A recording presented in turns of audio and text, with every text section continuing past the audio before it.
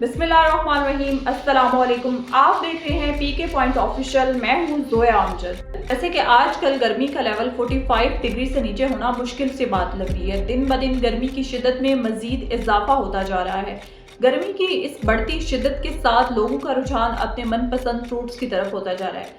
उनमें से एक फ्रूट तरबूज जाहिर है आजकल सबका ही फेवरेट होता है, लेकिन तरबूज के बारे में सोशल मीडिया पर और डिफरेंट प्लेसेस पर जो मैंने अफवाहें सुनी हैं वो सुन के मुझे खासी बेचैनी हुई और मैंने ये जानने की कोशिश की कि क्या वाकई ही तरबूज को कोई खास किस्म का इंजेक्शन लगा के सुर्ख किया जाता है, और अगर ऐसा है तो ऐसा करने से क्या ये लजीज फल हमारी सेहत के लिए नुकसानदायक बन जाता है।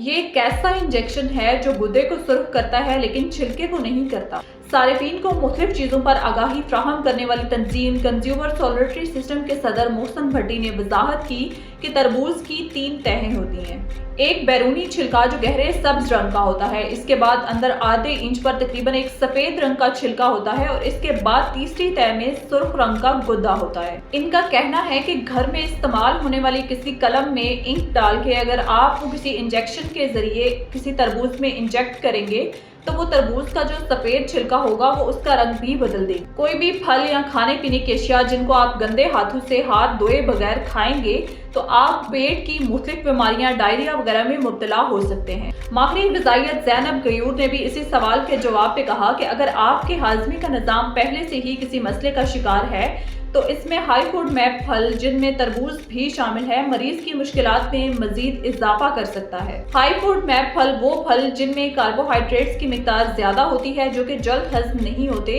जिनको हजम करने में वक्त लगता है। तरबूज का शुमार भी हाई फूड मैप फल में होता है, यानी अगर आपको पहले से डायरिया या बदहजमी है तो इन फ्रूट्स को खाने से आपकी मुश्किलात में मजीद इजाफा हो सकता है। हाई फूड मैप फल जो कि जल्द हजम नहीं होते, इनके इस्तेमाल से अक्सर पेट की बीमारियां, डायरिया और कॉन्स्टिपेशन जैसी कैफियत पैदा हो सकती है।